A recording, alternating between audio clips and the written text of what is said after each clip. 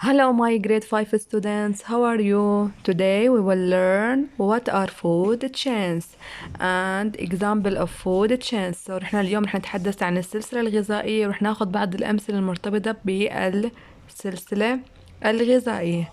So let's start. Students we already know what is habitat. رحنا بنعرف شو يعني الهابيتات. الهابيتات is an area where an organism lives and can find food, water, shelter and protection.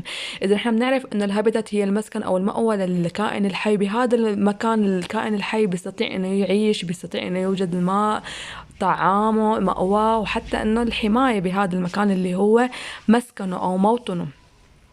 إذن the population of an organism can grow in its habitat. إذا إحنا بنعرف إنه مجموعة من الكائنات الحية هي دائما بتكبر وبتعيش بالموطن تبعها، سواء كان desert, water, forest, etc. So there are many different types of organisms that can live in the same habitat. احنا بنعرف انه بيكون في نفس الكائنات الحية، مختلف من الكائنات الحية بتعيش بنفس المسكن والمأوى، سواء كان كما اخبرتكم انه بالواتر، بالفورست، بيعيشوا مجموعة من الكائنات الحية بنفس الهابيتات. So the population of different type of organism eat different foods. So رحنا عرفنا بالدروس الماضية إنه مو كل الكائنات الحية بتاكل نفس الغذاء، بتتناول نفس الغذاء. عرفنا إنه في some of animals eat only plant and other animals eat meat and plants and other animals eat only meat. إذا ما كل الكائنات الحية اللي بتعتمد على نفس الغذاء. So there is a flow of energy in a habitat. So let's see how. في عنا first of all let's see what are producers, consumers and decomposers in a habitat. هلا رح نعرف شو يعني البرودوسرز، شو يعني الكونسيومر. البرودوسر هي المنتجة، الكونسيومر اللي هن المستهلكين، والديكومبوزر هي المحللات اللي بتكون موجودة بالموطن أو بأي مسكن، يعني بالمسكن بالهابيتات. So let's start with the producer. شو يعني برودوسر؟ البرودوسر البلانت get energy from the sun to carry on the process of photosynthesis to produce food and grow. مثل ما تعلمنا انه البلانت بتاخد الطاقة تبعها من الشمس لما هي بتقوم بعملية الفوتوسينثيسيس اللي احنا تعلمناها بالصف. بهاي العملية النبتة بتكبر مثل ما تعلمنا، وكمان بتنتج الغذاء تبعها. إذن البلانت are the only living things that produce food. إذن البلانت هو الكائن الحي اللي هو بس بينتج الطعام. and all other living things consume food. إذن النبتة دائما بتكون منتجة، مثل ما احنا تعلمنا هي بتنتج غذاء لوحدها. أما باقي الكائنات الحية سواء كان animals أو human هن consume food. إذن هن بيستهلكوا food. So let's see. هلا بعد ما شفنا شو يعني البرودوسر، البلانت فينا نقول عنها انه هي producers. اذا البلانت هي منتجة، احنا ندعيها are called producers. So now let's see what are consumers. All part of the plants are used as a source of energy by herbivore animals. So رحنا عرفنا بدروس الماضية انه الهيربيفورس animal eat only plant. اذا هدلون الهيربيفورس بيحصلوا على العناصر الغذائية وعلى الانرجي الطاقة عن طريق تناولهم للطعام اللي هو بيكون only plants. أما these herbivores animals are eaten by carnivores. So carnivores animal eat other animals as their food. So they are consumers. احنا مثل ما عرفنا انه الكارنيفورس animal هي بتاكل الحيوانات الاخرى كطعام لإلها.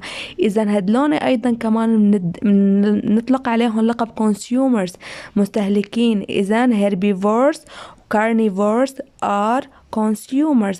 وعنا also الomnivores اللي احنا تعلمناهم بالدرس الماضي كمان، انه الomnivores animals eat both the plants and other animals, so they are also called consumers. So we learned that plants are the only living things that are producers that produce food.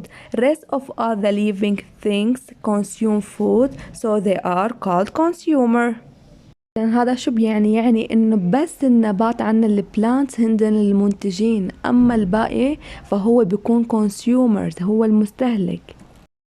Now let's see what are decomposers. Microorganisms like bacteria, fungi, and even worms eat the dead animals and plants. And when they eat these dead remains of animals and plants, they convert them into particles that again become the part of soil and make the soil nutrients rich, which is again used by plants to grow and make food.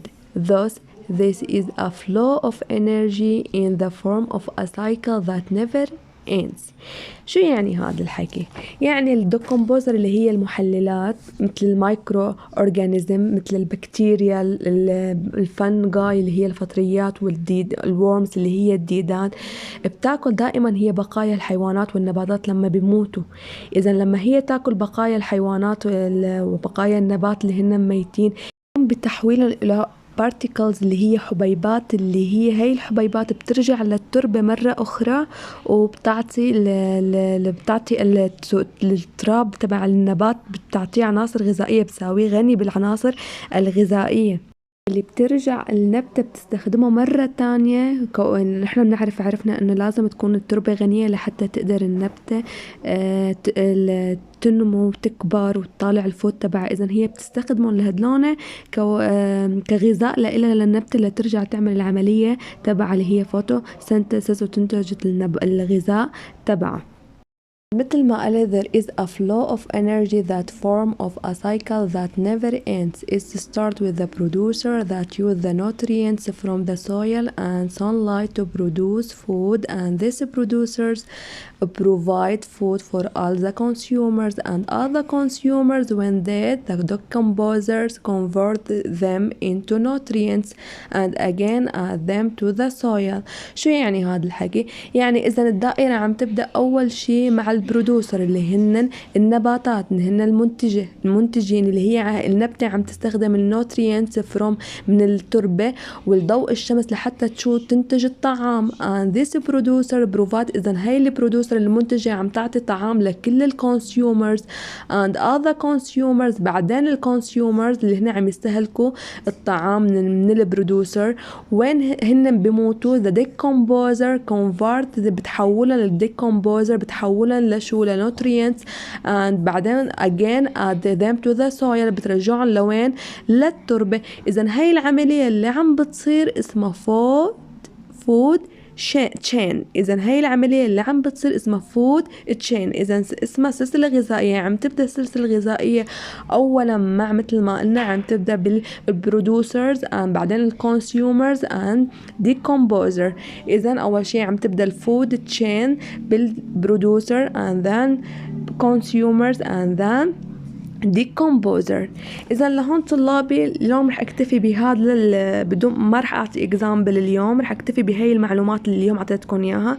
يعني بهذا الدرس عرفنا شو يعني فود تشين بشكل عام. إذا الفود تشين هي سلسلة عم تبدأ بالبرودوسر أولا وعم تنتهي بالديكومبوزر أخيرا، والديكومبوزر مثل ما عرفنا عم ترجع تاخد وتستفيد من بقايا الأجزاء من بقايا وقت يموت النبات أو الحيوان الكائن الحي أو الإنسان، عم ترجع عم تاخذ هدلون العناصر منه وترجعها للتربة لتستفيد التربة منه مرة أخرى وتقدر تكون قادرة على أنه ترجع تصير منتجة وتنتج الطعام الخاص فيها.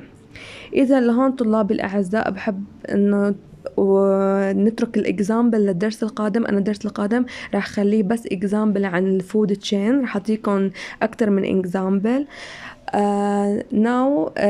بس أنا بدي منكم هلأ إنك تحفظوا وتفهموا الدرس منيح. أي حدا عنده أي سؤال يتواصل معي. Thank you for listening. I hope to see you soon. Goodbye.